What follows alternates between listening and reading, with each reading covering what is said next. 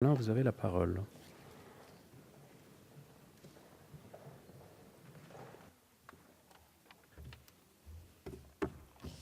Monsieur le Président, Madame la Ministre, Monsieur le Président de la Commission des Finances, Monsieur le rapporteur général et Messieurs les rapporteurs spéciaux surtout, chers collègues.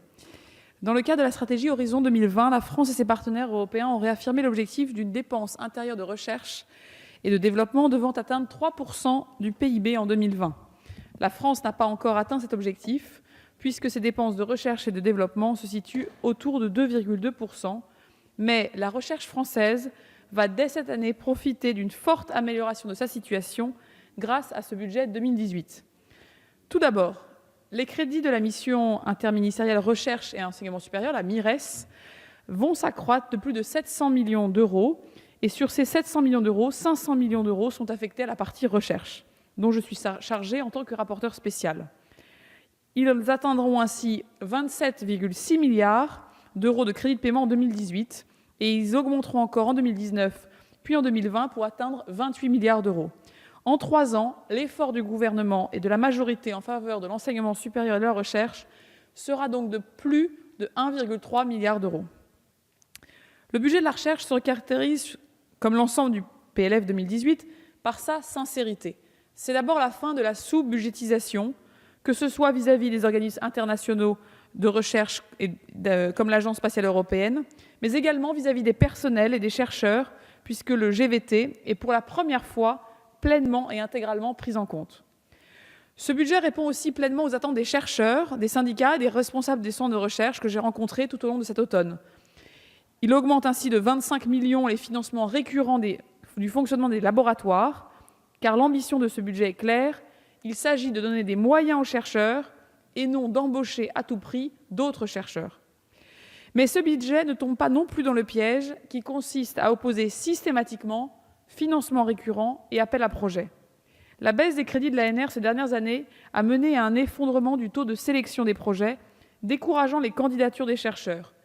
L'Agence nationale de la recherche ne peut remplir correctement son rôle de financement de l'excellence de la recherche quand un taux de sélection descend à 10 ou 12%. Le taux de sélection doit remonter à 20%. Et c'est pour cela que notre budget alloue 133 millions d'euros supplémentaires à l'ANR cette année. C'est une excellente nouvelle. Des défis importants restent toutefois à relever pour accroître l'efficacité de notre politique de recherche. Tout d'abord, les financements de l'ANR n'incluent qu'un montant très faible de 10% pour les frais de préciput ou d'overhead nécessaires au financement du coût complet des projets de recherche. La moyenne européenne est aujourd'hui entre 20 et 25%. Une meilleure prise en compte du financement complet des projets est nécessaire pour que tous nos chercheurs puissent véritablement voir leur financement pris en charge par l'ANR quand ils gagnent un appel à projet. Un deuxième point est qu'il est essentiel que notre recherche et innovation soient plus efficaces en articulant mieux nos différents outils avec nos différents objectifs. Le crédit impôt recherche, évalué à 5,8 milliards d'euros pour 2018, est un outil efficace pour préserver de grands centres de recherche en France et pour la localisation de notre recherche privée dans le pays. Néanmoins, il faut mieux articuler l'ensemble de notre politique industrielle et d'innovation avec cette ambition de recherche. Le crédit impôt recherche pourrait également être mieux utilisé comme un levier pour accroître l'embauche de jeunes docteurs. Je poserai, dans le cadre des articles non rattachés de notre budget, des amendements en ce sens. En effet, nombre d'entre eux ont encore de réelles difficultés à trouver un emploi dans les entreprises à l'issue de leur formation. Je salue ici la volonté de la ministre exprimée en commission élargie de faire inscrire le doctorat au registre national des compétences professionnelles pour que les compétences des titulaires d'un doctorat soient mieux connues et reconnues par les entreprises. Enfin, je conclurai en disant qu'il est essentiel que nous travaillions davantage à ce que l'architecture budgétaire de notre politique de recherche soit beaucoup plus claire.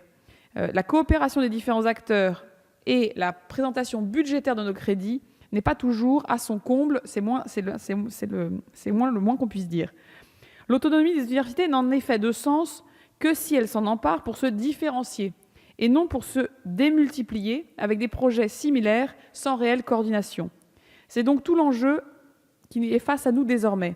Comment rétablir les grands organismes de recherche dans leur rôle de fer de lance de la conduite de grands projets de recherche nationaux et comment, en parallèle, soutenir la dynamique des institutions à leur échelle et donc d'une politique de sites répartis à travers l'ensemble du territoire.